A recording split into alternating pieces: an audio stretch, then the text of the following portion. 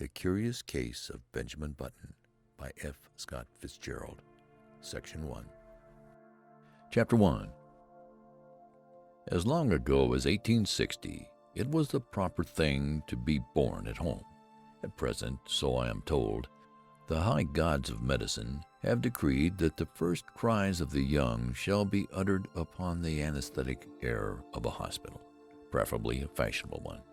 So young Mr. and Mrs. Roger Button were 50 years ahead of style when they decided one day in the summer of 1860 that their first baby should be born in a hospital. Whether this anarchism had any bearing upon the astonishing history I am about to set down will never be known. I shall tell you what occurred and let you judge for yourself. The Roger Buttons held an enviable position, both social and financial, in the antebellum Baltimore. They were related to the this family and that family, which, as every Southerner knew, entitled them to membership in that enormous peerage which largely populated the Confederacy. This was the first experience with the charming old custom of having babies. Mr. Button was naturally nervous. He hoped it would be a boy so that he could be sent to Yale College in Connecticut, at which institution Mr. Button himself had been known for 4 years by the somewhat obvious nickname of Cuff. On the September morning consecrated to the enormous event, he arose nervously at 6 o'clock, dressed himself, adjusted an impeccable stock, and hurried forth through the streets of Baltimore to the hospital to determine whether the darkness of the night had borne in any new life upon its bosom. When he was approximately 100 yards from the Maryland Private Hospital for Ladies and Gentlemen, he saw Dr. Keene, the family physician, descending the front steps, rubbing his hands together with a washing movement, as all doctors are required to do by the unwritten ethics of their profession. Mr. Roger Button, the president of Roger Button and Company, Wholesale Hardware, began to run toward Dr. Keene with much less dignity than was expected from a Southern gentleman of that picturesque period. "Dr. Keene," he called. "Dr. Keene." The doctor heard him, faced around, and stood waiting, a curious expression settling on his harsh, medicinal face as Mr. Button drew near. "What happened?" demanded Mr. Button as he came up in a gasping rush. "What was it? How is she? A boy? Who is what?" "Talk sense," said Dr. Keene sharply. He appeared somewhat irritated. "Is the child born?" begged Mr. Button. Dr. Keene frowned. "Why, yes, I suppose, after fashion." Again he threw a curious glance at Mr. Button. "Is my wife all right?" "Yes." "Is it a boy or girl?" "Here now," cried Dr. Keene in a perfect passion of irritation. "I'll ask you to go and see for yourself." "Outrageous!" He snapped the last word out in almost one syllable. Then he turned away, muttering, "Do you imagine a case like this will help my professional reputation? One more would ruin me, ruin anybody." "What's the matter?" demanded Mr. Button, appalled. "Triplets?" "No, not triplets," answered the doctor cuttingly. "What's more, you can go and see for yourself, and get another doctor. I brought you into the world, young man, and I've been physician to your family for 40 years, but I'm through with you. I don't want to see you or any of your relatives ever again. Goodbye." Then he turned sharply, and without another word climbed into his phaeton, which was waiting at the curbstone, and drove severely away. Mr. Button stood there upon the sidewalk, stupefied and trembling from head to foot. What horrible mishap had occurred? He had suddenly lost all desire to go into the Maryland Private Hospital for Ladies and Gentlemen. It was with the greatest difficulty that a moment later he forced himself to mount the steps and enter the front door. A nurse was sitting behind a desk in the opaque gloom of the hall. Swallowing his shame, Mr. Button approached her. "Good morning," she remarked, looking up at him pleasantly. "Good morning. I'm Mr. Button." At this, a look of utter terror spread itself over the girl's face. She rose to her feet and seemed about to fly from the hall, restraining herself only with the most apparent difficulty. "I want to see my child," said Mr. Button. The nurse gave a little scream. "Oh, of course," she cried hysterically. "Upstairs, right upstairs. Go up." She pointed the direction, and Mr. Button, bathed in cool perspiration, turned falteringly and began to mount to the second floor. In the upper hall he addressed another nurse, who approached him, basin in hand. "I'm Mr. Button," he managed to articulate. "I want to see my—" Clank. The basin clattered to the floor and rolled in the direction of the stairs. Clank, clank. It began a methodical descent, as if sharing in the general terror which this gentleman provoked. "I want to see my child," Mr. Button almost shrieked. He was on the verge of collapse. Clank. The basin reached the first floor. The nurse regained control of herself and threw Mr. Button a look of hearty contempt. "All right, Mr. Button," she agreed in a hushed voice. "Very well. But if you knew what a state it's put us all in this morning, it's perfectly outrageous. The hospital will never have a ghost of a reputation after—" "Hurry," he cried hoarsely. "I can't stand this." "Come this way, then, Mr. Button." He dragged himself after her. At the end of a long hallway they reached a room from which proceeded a variety of howls. Indeed, a room which in later parlance would have been known as the crying room. They entered. "Well," gasped Mr. Button, "which is mine?" "There," said the nurse. Mr. Button's eyes followed her pointing finger, and this is what he saw.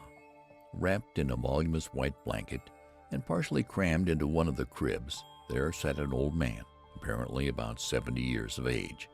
His sparse hair almost white, and from his chin dripped a long smoke-colored beard, which waved absurdly back and forth, fanned by the breeze coming in at the window.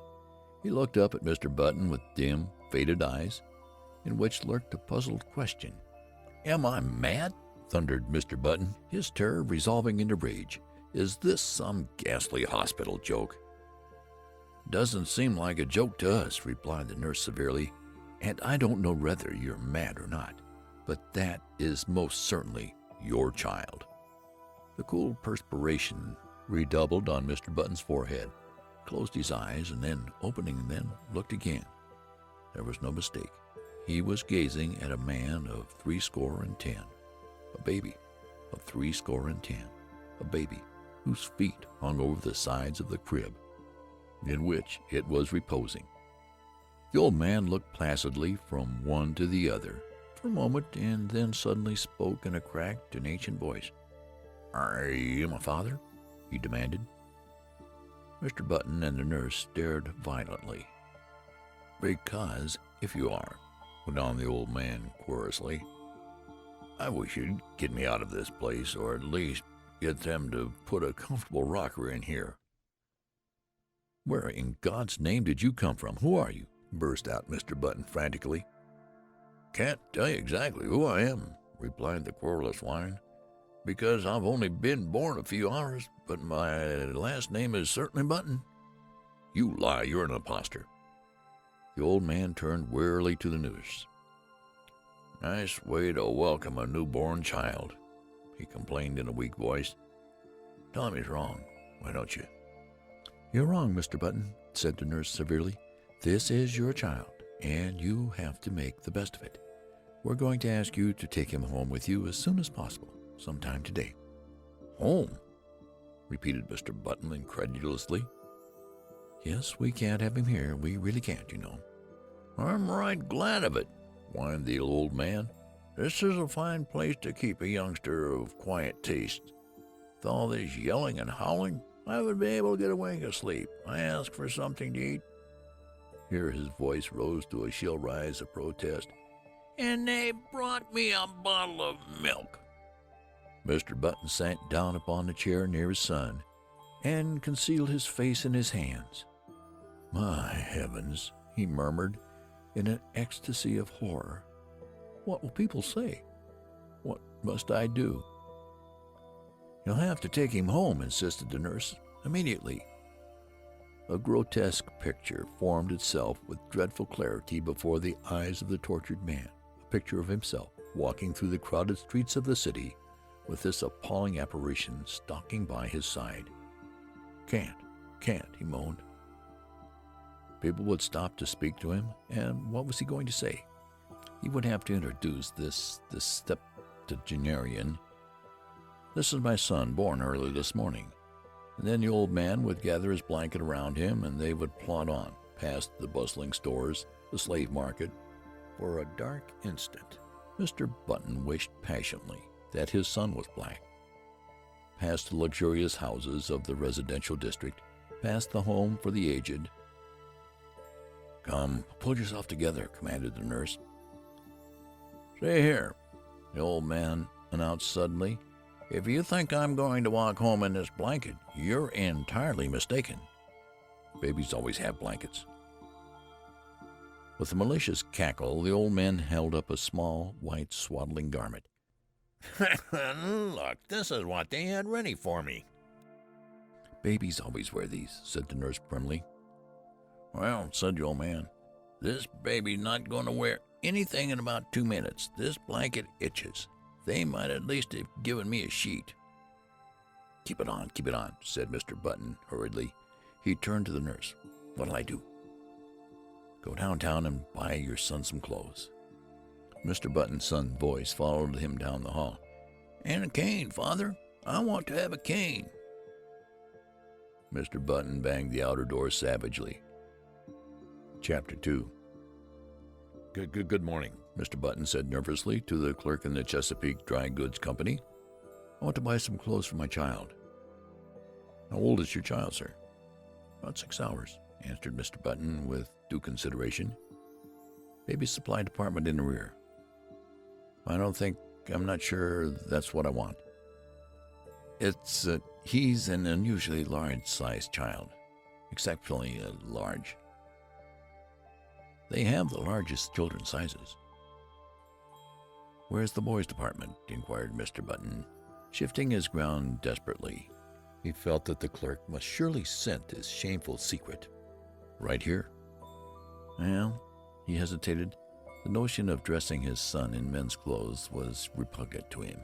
If, say, he could only find a very large boy's suit, he might cut off the long and awful beard, dye the white hair brown, and thus manage to conceal the worst and to retain something of his own self-respect, not to mention his position in Baltimore society. But a frantic inspection of the boys' department revealed no suits to fit the newborn Button. He blamed the store, of course. In such cases, it is the thing to blame the store. "How old did you say that boy of yours was?" demanded the clerk curiously. "He's 16. "Oh, I beg your pardon. I thought you said 6 hours. You'll find the youth department in the next aisle." Mr. Button turned miserably away. Then he stopped, brightened, and pointed his finger toward a dress dummy in the window display. "There," he exclaimed. "I'll take that suit. Out on the dummy." The clerk stared. "Why," he protested, "that's not a child's suit. At least it is. But it's for fancy dress. You could wear it yourself." "Wrap it up," insisted his customer nervously. "That's what I want." The astonished clerk obeyed. Back at the hospital, Mr. Button entered the nursery and almost threw the package at his son. "Here's your clothes," he snapped out. The old man untied the package and viewed its contents with a quizzical eye. "It looks sort of funny to me," he complained. "I don't want to be made a monkey of." "You made a monkey of me," retorted Mr. Button fiercely. "Never you mind how funny you look. Put them on, or I'll spank you." He swallowed uneasily at the penultimate word, feeling nervously that it was the proper thing to say. "All right, Father." This was a grotesque simulation of final respect. "You've lived longer, you know best, just as you say." As before, the sound of word "Father" caused Mr. Button to start violently. "And hurry." "I'm hurrying, Father." When his son was dressed, Mr. Button regarded him with depression. The costume consisted of dotted socks, pink pants, and a belted blouse with a wide white collar. Over the latter waved the long whitish beard, drooping almost to the waist. The effect was not good. "Wait." Mr. Button seized a hospital shears and with 3 quick snips amputated a large section of the beard. But even with this improvement, the ensemble fell far short of perfection. The remaining brush of scraggly hair, the watery eyes, the ancient teeth, seemed oddly out of tone with the gaiety of the costume. Mr. Button, however, was obdurate. He held out his hand. "Come along," he said sternly. His son took the hand trustingly. "When are you going to call me, Dad?" he quavered as they walked from the nursery. "Just Baby for a while. Do you think of a better name?" Mr. Button grunted. "I don't know," he answered harshly. "Think we'll call you Methuselah." Chapter 3. Even after the new addition to the Button family had had his hair cut short and then dyed to a sparse, unnatural black, had had his face shaved so close that it glistened, and had been attired in small boy clothes made to order by a flabbergasted tailor, it was impossible for Button to ignore the fact that his son was an excuse for a first family baby. Despite his aged stoop, Benjamin Button, for that was his name they called him instead of by the appropriate but invidious Methuselah, was 5 feet 8 inches tall. His clothes did not conceal this, nor did the clipping and dyeing of his eyebrows disguise the fact that the eyes under were faded and watery and tired. In fact, the baby nurse who had been engaged in advance left the house after one look in a state of considerable indignation. But Mr. Button persisted in his unwavering purpose. Benjamin was a baby, and a baby he should remain. At first he declared that if Benjamin didn't like warm milk, he could go without food altogether, but he was finally prevailed upon to allow his son bread and water, and even oatmeal by way of compromise. One day he brought home a rattle, and giving it to Benjamin, insisted in no uncertain terms that he should play with it, whereupon the old man took it with a weary expression, and could be heard jingling it obediently at intervals throughout the day. There can be no doubt, though, that the rattle bored him, and that he found other more soothing amusements when he was left alone. For instance, Mr. Button discovered one day that during the preceding week he had smoked more cigars than ever before, a phenomenon which was explained a few days later when, entering the nursery unexpectedly, he found the room full of a faint blue haze, and Benjamin, with a guilty expression on his face, trying to conceal the butt of a dark Havana. This, of course, called for a severe spanking, but Mr. Button found that he could not bring himself to administer it. He merely warned his son that he would stunt his growth. Nevertheless, he persisted in his attitude. He brought home lead soldiers, he brought home toy trains, he brought large pleasant animals made of cotton, and to perfect the illusion which he was creating, for himself at least, he passionately demanded of the clerk in the toy store whether the paint would come off the pink duck if the baby put it in his mouth. But despite all his father's efforts, Benjamin refused to be interested. He would steal down the back stairs and return to the nursery with a volume of the Encyclopedia Britannica, over which he would pore through an afternoon, while his cotton cows and his Noah's Ark were left neglected on the floor. Against such a stubbornness, Mr. Button's efforts were of little avail. The sensation created in Baltimore was at first prodigious. What the mishap would have cost the Buttons and their kinfolk socially cannot be determined, for the outbreak of the Civil War brought the city's attention to other things. A few people who were unfailingly polite racked their brains for compliments to give to the parents, and finally hit upon the ingenious device of declaring that the baby resembled his grandfather, a fact which, due to the standard state of decay common to all men of 70, could not be denied. Mr. and Mrs. Roger Button were not pleased, but Benjamin's grandfather was furiously insulted. Benjamin, once he left the hospital, took life as he found it. Several small boys were brought to see him, and he spent a stiff-jointed afternoon trying to work up an interest in tops and marbles. He even managed, quite accidentally, to break a kitchen window with the stone from a slingshot, a feat which secretly delighted his father. Thereafter, Benjamin contrived to break something every day, but he did these things only because they were expected of him and because he was by nature obliging. When his grandfather's initial antagonism wore off, Benjamin and that gentleman took enormous pleasure in one another's company. They would sit for hours, these two so far apart in age and experience, and like old cronies discussed with tireless monotony the slow events of the day. Benjamin felt more at ease in his grandfather's presence than in his parents'. They seemed always somewhat in awe of him, and, despite the dictatorial authority they exercised over him, frequently addressed him as Mr. He was as puzzled as anyone else at the apparently advanced age of his mind and body at birth. He read up on the medical journal, but found that no such case had been previously recorded. At his father's urging, he made honest attempts to play with other boys, and frequently he joined in milder games. Football shook him up too much. He feared that in case of a fracture, his ancient bones would refuse to knit. When he was 5, he was sent to kindergarten, where he initiated into the art of pasting green paper on orange paper, of weaving colored maps, and manufacturing eternal cardboard necklaces. He was inclined to drowse off to sleep in the middle of these tasks, a habit which both irritated and frightened his young teacher. To his relief, she complained to his parents, and he was removed from the school. The Roger Buttons told their friends that they felt he was too young. By the time he was 12 years old, his parents had grown used to him.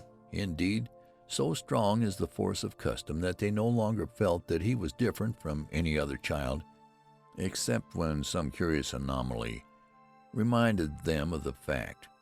One day, a few weeks after his 12th birthday, while looking in the mirror, Benjamin made, or thought he made, an astonishing discovery. Did his eyes deceive him, or had his hair turned in the dozen years of his life from white to iron gray under its concealing dye? Was the network of wrinkles on his face becoming less pronounced? Was his skin healthier and firmer, with even a touch of ruddy winter crawler? He could not tell. He knew that he no longer stooped, and that his physical condition had improved since the early days of his life. Can it be? He thought to himself, or rather scarcely dared to think. He went to his father. "I'm grown," he announced determinedly. "I want to put on long trousers." His father hesitated. "Well," he said finally, "I don't know. 14 is the age for putting on long trousers, and you are only 12. "But you have to admit," protested Benjamin, "I'm big for my age." The father looked at him with illusory speculation. "I'm not so sure of that," he said. "I was as big as you when I was 12. This was not true. It was all part of Roger Button's silent agreement with himself to believe in his son's normality. Finally, a compromise was reached. Benjamin was to continue to dye his hair. He was to make a better attempt to play with boys of his own age. He was not to wear spectacles or carry a cane in the street. In return for these concessions, he was allowed his first suit of long trousers. Chapter 4. Of the life of Benjamin Button between his 12th and 21st year, I intend to say little. Suffice to record that they were years of normal ungrowth. When Benjamin was 18, he was erect as a man of 50. He had more hair, and it was of a dark gray. His step was firm, his voice had lost its cracked quaver, and descended to a healthy baritone. So his father sent him up to Connecticut to take examinations for entrance to Yale College. Benjamin passed his examinations and became a member of the freshman class. On the third day following his matriculation, he received a notification from Mr. Hart, the college registrar, to call at his office and arrange his schedule. Benjamin, glancing in the mirror, decided that his hair needed a new application of its brown dye, but an anxious inspection of his bureau drawer disclosed that the dye bottle was not there. Then he remembered. He had emptied it the day before and thrown it away. He was in a dilemma. He was due at the registrar's in 5 minutes. There seemed to be no help for it. He must go as he was. He did. "Good morning," said the registrar politely. "You've come to inquire about your son." "Why, as a matter of fact, my name's Button," began Benjamin, but Mr. Hart cut him off. "Very glad to meet you, Mr. Button. I'm expecting your son here any minute." "That's me," burst out Benjamin. "I'm a freshman." "What? I'm a freshman? Surely you're joking." "Not at all." The registrar frowned and glanced at a card before him. Why, I have Mr. Benjamin Button's age down as 18. That's my age, asserted Benjamin, flushing slightly. The registrar eyed him wearily. Now, surely, Mr. Button, you don't expect me to believe that. Benjamin smiled wearily. I'm 18, he repeated. The registrar pointed sternly at the door. Get out, he said. Get out of college and get out of town. You are a dangerous lunatic. I'm 18. Mr. Hart opened the door. The idea, he shouted. A man of your age trying to enter here as a freshman. 18 years old, are you? Well, I'll give you 18 minutes to get out of town. Benjamin Button walked with dignity from the room, and half a dozen undergraduates who were waiting in the hall followed him curiously with their eyes.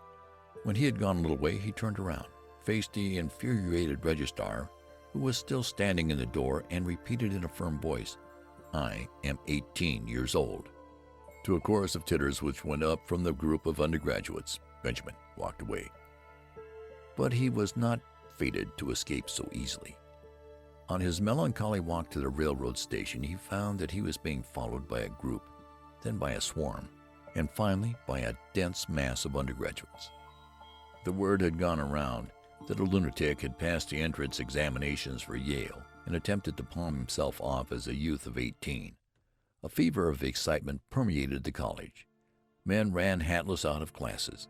The football team abandoned its practice and joined the mob. Professors' wives with bonnets awry and bustles out of position ran shouting after the procession, from which proceeded a continual succession of remarks aimed at the tender sensibilities of Benjamin Button. He must be a wandering Jew. He ought to go to prep school at his age. Look at the infant prodigy. He thought this was the old man's home. Go up to Harvard. Benjamin increased his gait, and soon he was running. He would show them.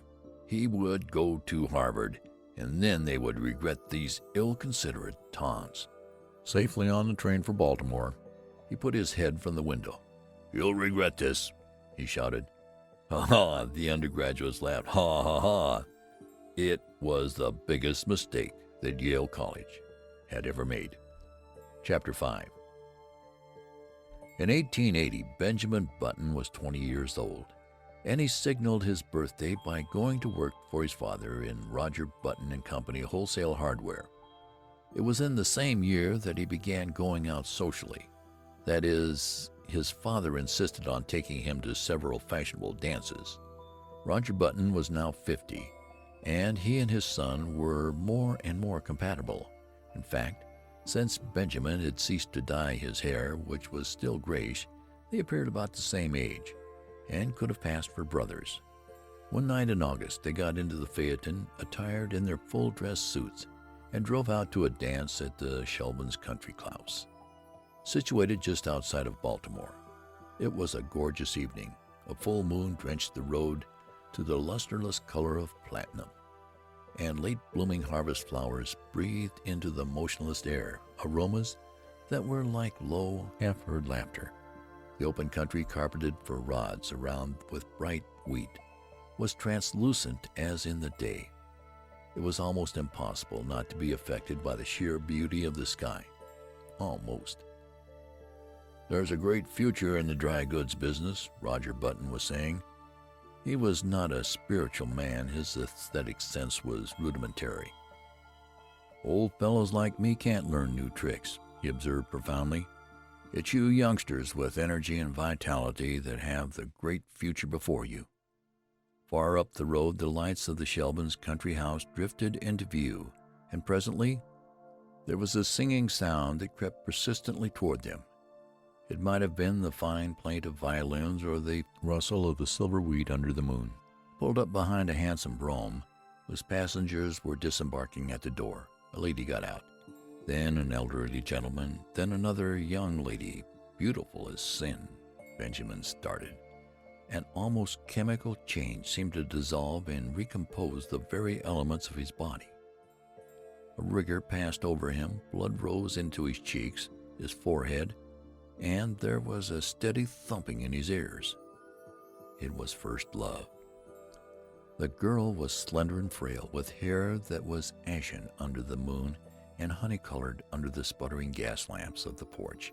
Over her shoulders was thrown a Spanish mantilla of softest yellow, butterflied in black. Her feet were glittering buttons at the hem of her bustled dress. Roger Button leaned over his son. "That," he said, "is young Hildegarde Moncrief, the daughter of General Moncrief." Benjamin nodded coldly. "Pretty little thing," he said indifferently. But when the boy had led the buggy away, "Dad, you might introduce me to her." They approached a group of which Miss Moncrief was the center. Reared in the old tradition, she curtsied low before Benjamin. Yes, he might have a dance. He thanked her and walked away, staggered away. The interval until the time for his turn should arrive dragged itself out interminably. He stood close to the wall, silent, inscrutable, watching with murderous eyes the young bloods of as they eddied around Hildegarde Moncrief, passionate admiration in their faces. How obnoxious they seemed to Benjamin, how intolerably rosy. Their curling brown whiskers aroused in him a feeling equivalent to indigestion. But when his own time came, and he drifted with her out upon the changing floor, to the music of the latest waltz from Paris, his jealousies and anxieties melted from him like a mantle of snow. Blind with enchantment, he felt that life was just beginning. "You and your brother got here just as we did, didn't you?" asked Hildegarde, looking up at him with eyes that were like bright blue enamel. Benjamin hesitated. If she took him for his father's brother, would it be best to enlighten her? He remembered his experience at Yale, so he decided against it. It would be rude to contradict a lady. It would be criminal to mar this exquisite occasion with the grotesque story of his origin. Later, perhaps. So he nodded, smiled, listened, was happy. "I like men of your age," Hildegarde told him. "Young boys are so idiotic. They tell me how much champagne they drink at college and how much money they lose playing cards. Men of your age know how to appreciate women." Benjamin felt himself on the verge of a proposal. With an effort, he choked back the impulse. "You're just the romantic age," she continued. 50, 25 is too worldly wise. 30 is apt to be pale from overwork. 40 is the age of long stories that take a whole cigar to tell. 60 is too near 70. But 50 is the mellow age. I love 50. 50 seemed to Benjamin a glorious age. He longed passionately to be 50. "I've always said," went on Hildegarde, "that I'd rather marry a man of 50 and be taken care of than marry a man of 30 and take care of him." Benjamin, the rest of the evening, was bathed in honey-colored mist. Hildegarde gave him 2 more dances, and they discovered that they were marvelously in accord on all the questions of the day. She was to go driving with him on the following Sunday, and then they would discuss all their questions further. Going home in the phaeton just before the crack of dawn, when the first bees were humming and the fading moon glimmered in the cool dew, Benjamin knew vaguely that his father was discussing wholesale hardware. "And what do you think should merit our biggest attention after hammers and nails?" the elder Button was saying. "Love," replied Benjamin, absent-mindedly. "Lugs!" exclaimed Roger Button. "Why, I've just covered the question of lugs." Benjamin regarded him with dazed eyes just as the eastern sky was suddenly crackled with light, and an oriole yawned piercingly in the quickening trees. When 6 months later the engagement of Miss Hildegarde Moncrief to Mr. Benjamin Button was made known, I say made known, for General Moncrief declared he would rather fall upon his sword than announce it, the excitement in Baltimore society reached a feverish pitch. The almost forgotten story of Benjamin's birth was remembered and sent out upon the winds of scandal in picturesque and incredible forms. It was said that Benjamin was really the father of Roger Button, that he was his brother, who had been in prison for 40 years, that he was John Wilkes Booth in disguise, and finally that he had two small conical horns sprouting from his head. The Sunday supplements of the New York papers played up the case with fascinating sketches, which showed the head of Benjamin Button attached to a fish, to a snake, and finally to a body of solid brass. He became known journalistically as the Mystery Man of Maryland, but the true story, as is usually the case, had a very small circulation.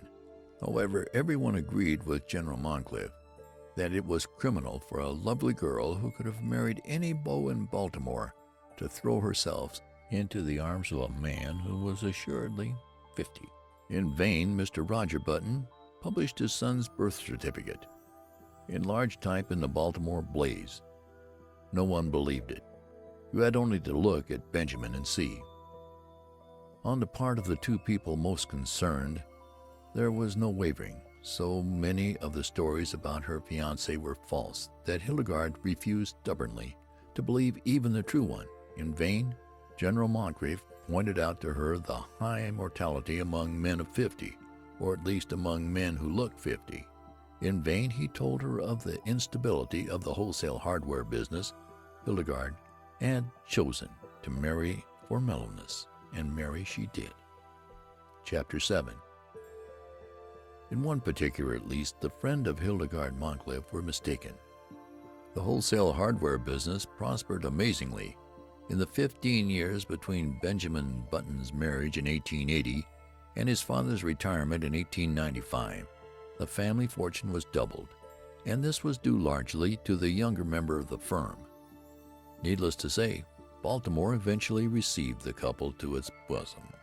Even old General Moncrief became reconciled to his son-in-law when Benjamin gave him the money to bring out his History of the Civil War in 20 volumes, which had been refused by 9 prominent publishers. In Benjamin himself, 15 years had wrought many changes. It seemed to him that the blood flowed with new vigor through his veins. It began to be a pleasure to rise in the morning, to walk with an active step along the busy, sunny street, to work untiringly with his shipments of hammers and his cargoes of nails.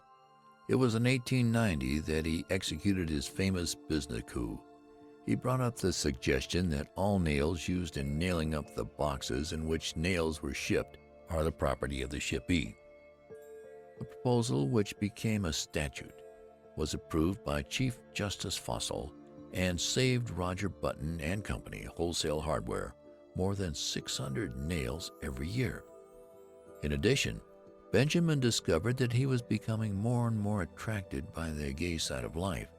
It was typical of his growing enthusiasm for pleasure that he was the first man of the city of Baltimore to own and run an automobile. Meeting him on the street, his contemporaries would stare enviously at the picture he made of health and vitality. "He seems to grow younger every year," they would remark, and if old Roger Benjamin, now 65 years old, had failed at first to give a proper welcome to his son, atoned at last by bestowing on him what amounted to adulation. And here we come to an unpleasant subject, which it will be well to pass over as quickly as possible. There was only one thing that worried Benjamin Button.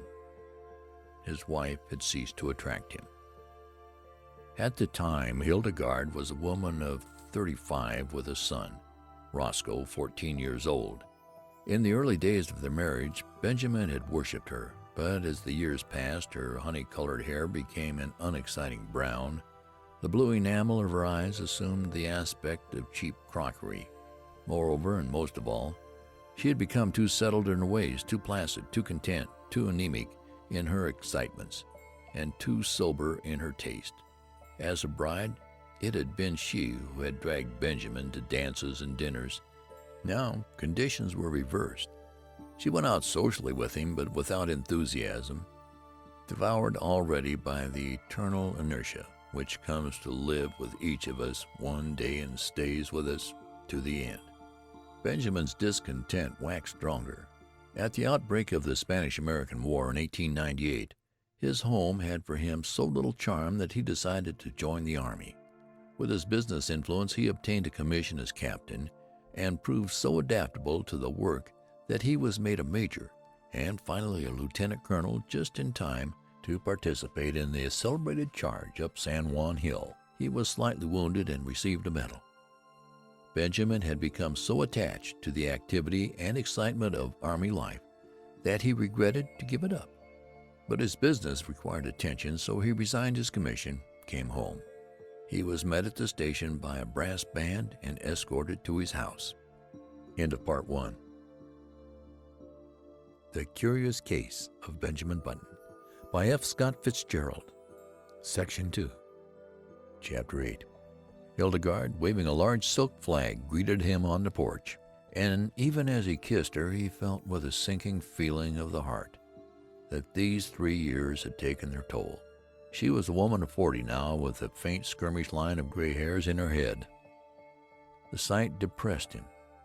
Up in his room he saw his reflection in the familiar mirror and went closer and examined his own face with anxiety, comparing it after a moment with a photograph of himself in uniform taken just before the war.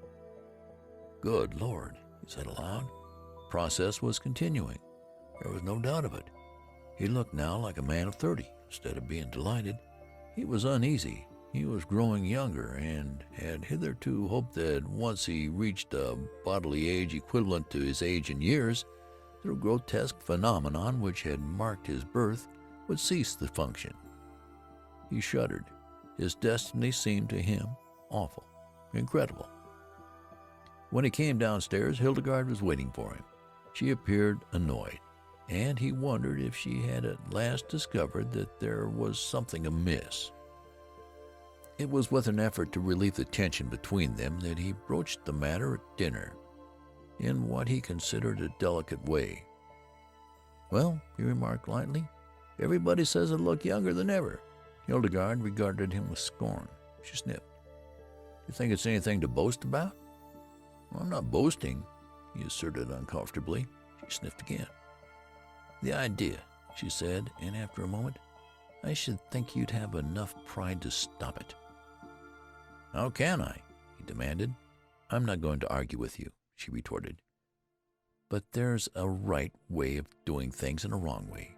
If you've made up your mind to be different from everyone else, I don't suppose I can stop you, but I really don't think it's very considerate." "But Hildegard, I can't help it." "You can, too. You're simply stubborn. You think you don't want to be like anyone else. You always have been that way, and you always will be. But just think how it would be if everyone else looked at things as you do. What would the world be like?" As this was an inane and unanswerable argument, Benjamin made no reply, and from that time on a chasm began to widen between them. He wondered what possible fascination she had ever exercised over him. To add to the breach, he found that as the new century gathered headway, that his thirst for gaiety grew stronger. Never a party of any kind in the city of Baltimore but he was there, dancing with the prettiest of the young married women, chatting with the most popular of the debutantes, and finding their company charming, while his wife, a dowager of evil omen, sat among the chaperons, now in haughty disapproval, and now following him with solemn, puzzled, and reproachful eyes. "Look," people would remark, "what a pity, a young fellow that age tied to a woman of 45. He must be 20 years younger than his wife." They had forgotten, as people invariably forget, that back in 1880 their mammas and papas had also remarked about this same ill-matched pair. Benjamin's growing unhappiness at home was compensated for by his many new interests. He took up golf and made a great success of it. He went in for dancing. In 1906 he was an expert at the Boston, and in 1908 he was considered proficient at the Maxine, while in 1909 his Castle Walk was the envy of every young man in town. His social activities, of course, interfered to some extent with his business, but then he had worked hard at wholesale hardware for 25 years and felt that he could soon hand it on to his son Roscoe, who had recently graduated from Harvard. He and his son, in fact, were often mistaken for each other. This pleased Benjamin. He soon forgot the insidious fear which had come over him on his return from the Spanish-American War, and grew to take a naive pleasure in his appearance. There was only one fly in the delicious ointment. He hated to appear in public with his wife. Hildegarde was almost 50, and the sight of her made him feel absurd. Chapter 9. One September day in 1910, a few years after Roger Button and Company Wholesale Hardware had been handed over to young Roscoe Button, a man apparently about 20 years old, entered himself as a freshman at Harvard University in Cambridge. He did not make the mistake of announcing that he would never see 50 again, nor did he mention the fact that his son had been graduated from the same institution 10 years before. He was admitted and almost immediately attained a prominent position in the class, partially because he seemed a little older than the other freshmen, whose average age was about 18. But his success was largely due to the fact that in the football game with Yale he played so brilliantly, with so much dash, and with such a cold, remorseless anger that he scored 7 touchdowns and 14 field goals for Harvard, and caused one entire 11 of Yale men to be carried singly away from the field unconscious. He was the most celebrated man in college. Strange to say, in his third or junior year, he was scarcely able to make the team. Coaches said that he had lost weight, and it seemed to the more observant among them that he was not quite as tall as before. He made no touchdowns, indeed. He was retained on the team chiefly in hope that his enormous reputation would bring terror and disorganization to the Yale team. In his senior year, he did not make the team at all. He had grown so slight and frail that one day he was taken by some sophomores for freshmen, an incident which humiliated him terribly. He became known as something of a prodigy, a senior who was surely no more than 16, and he was often shocked at the worldliness of some of his classmates. His studies seemed harder to him. He felt that they were too advanced. He heard his classmates speak of St. Midas, the famous preparatory school at which so many of them had prepared for college, and he determined after his graduation to enter himself at St. Midas, where the sheltered life among boys his own size would be more congenial to him. Upon his graduation in 1914, he went home to Baltimore with his Harvard diploma in his pocket. Hildegarde was now residing in Italy, so Benjamin went to live with his son Roscoe. But though he was welcomed in a general way, there was obviously no heartiness in Roscoe's feeling toward him. There was even perceptible a tendency on his son's part to think that Benjamin was, as he moped about the house in adolescent mooniness, was somewhat in the way. Roscoe was married now and prominent in Baltimore life, and he wanted no scandal to creep out in connection with his family. Benjamin, no longer persona grata with the debutantes and younger college set, found himself much left done, except for the companionship of 3 or 4 15-year-old boys in the neighborhood. His idea of going to St. Midas's school recurred to him. "Say," said Roscoe one day, "I've told you over and over that I want to go to prep school." "Well, go then," replied Roscoe shortly. The matter was distasteful to him, and he wished to avoid a discussion. "I can't go alone," said Benjamin helplessly. "You'll have to enter me and take me up there." "I haven't got time," declared Roscoe abruptly. His eye narrowed, and he looked uneasily at his father.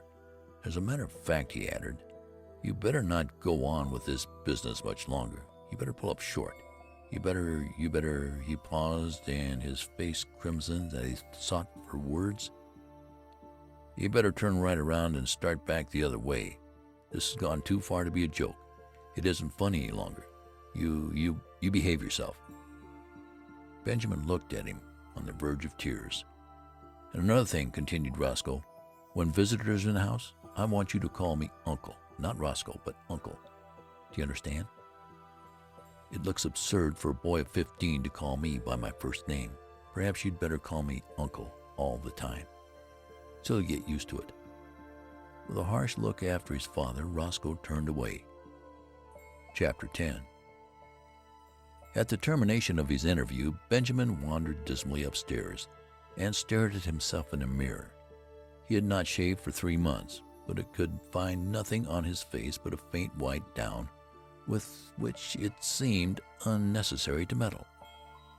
When he had first come home from Harvard, Roscoe had approached him with the proposition that he should wear eyeglasses and imitation whiskers glued to his cheeks, and it had seemed for a moment that the farce of his early years was to be repeated.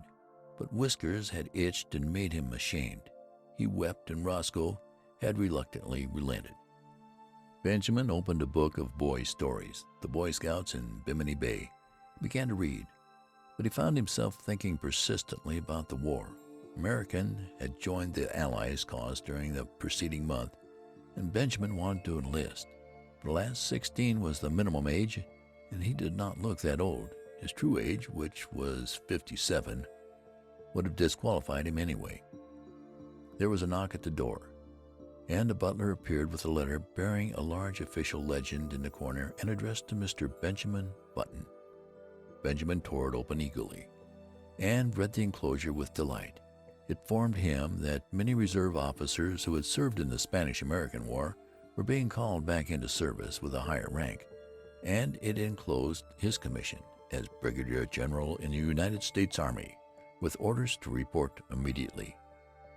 Benjamin jumped to his feet, fairly quivering with enthusiasm. This was what he had wanted. He seized his cap, and 10 minutes later he had entered a large tailoring establishment on Charles Street and asked in his uncertain treble to be measured for a uniform. "Want to play soldier, sonny?" demanded the clerk casually. Benjamin flushed. "Say, never mind what I want," he retorted angrily. "My name's Benjamin, and I live on Mount Vernon Place, so you know I'm good for it." "Well," admitted the clerk hesitantly, "if you're not, I guess your daddy is all right."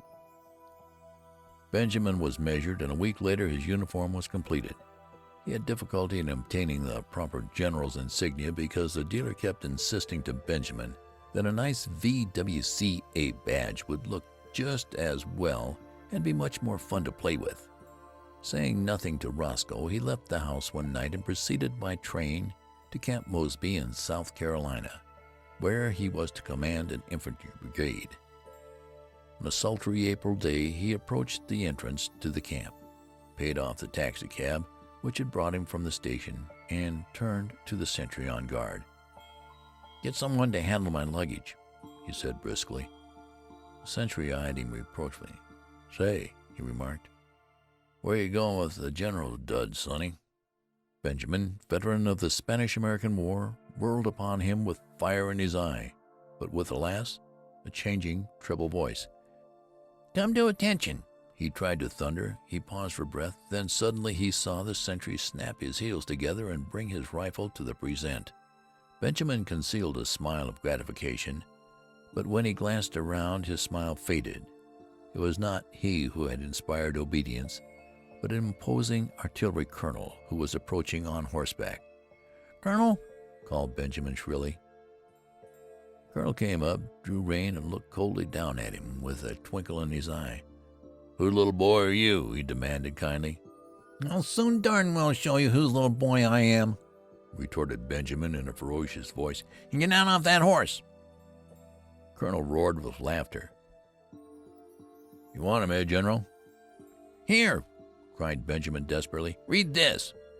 And he thrust his commission toward the colonel. The colonel read it, his eyes popping from their sockets. "Where'd you get this?" he demanded, slipping the document into his own pocket.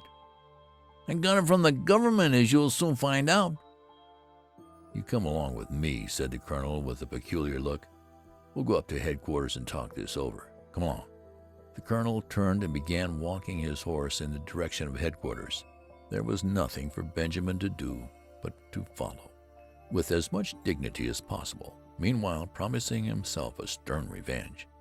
But his revenge did not materialize. 2 days later, however, his son Roscoe materialized from Baltimore, hot and cross from a hasty trip, and escorted the weakening general, sans uniform, back to his home. Chapter 11.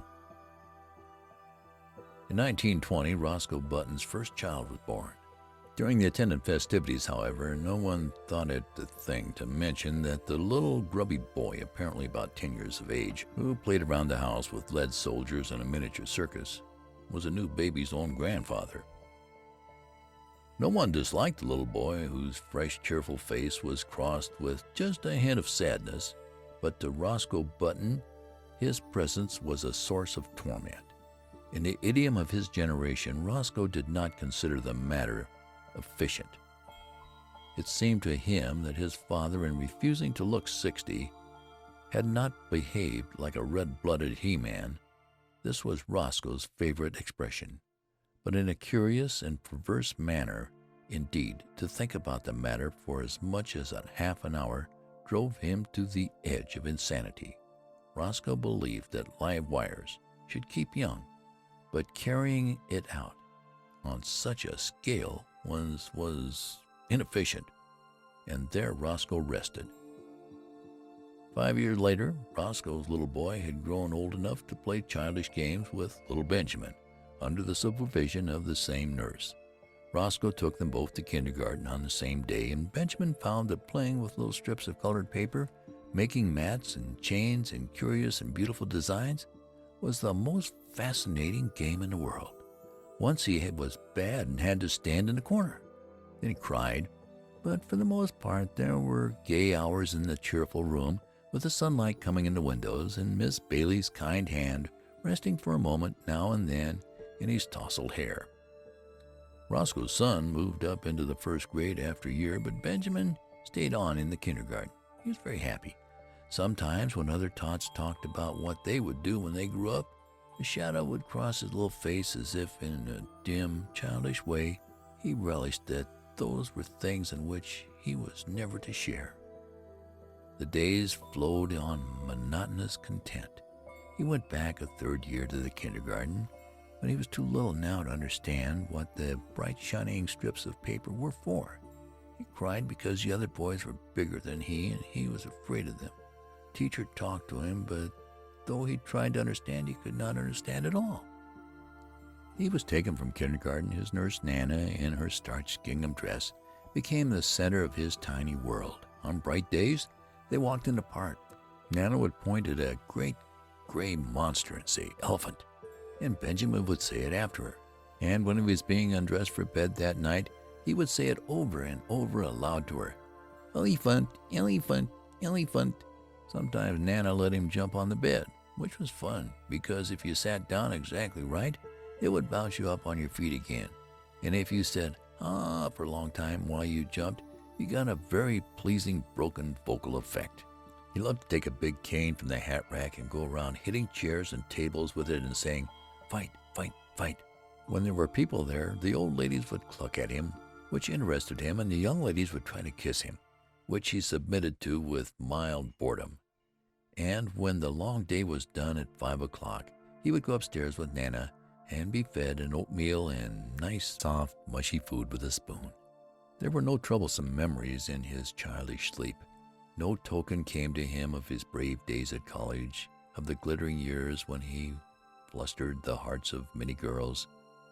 There were only the white, safe walls of his crib, and Nana, and a man who came to see him sometimes, and a great big orange ball that Nana pointed at just before his twilight bed hour and called the sun. When the sun went, his eyes were sleepy. There were no dreams to haunt him. The past, the wild charge at the head of his men up San Juan Hill, the first years of his marriage when he worked late into the summer dusk down in the busy city for young Hildegard, whom he loved, the days before that when he sat smoking far into the night in the gloomy old Button house on Monroe Street with his grandfather, all those had faded, like the substantial dreams from his mind, as though they had never been. He did not remember. He did not remember clearly whether the milk was warm or cool at his last feeding, or how the days passed. There was only his crib and Nana's familiar presence, and then he remembered nothing. When he was hungry, he cried. That was all. Through the noons and nights he breathed, and over him there were soft mumblings and murmurings that he scarcely heard. and faintly differentiated smells and light and darkness. It was all dark, and his white crib and the dim faces that moved above him, and the warm, sweet aroma of the milk faded out altogether from his mind. End of The Curious Case of Benjamin Button, narrated by Mike Vendetti. MikeVendetti.com.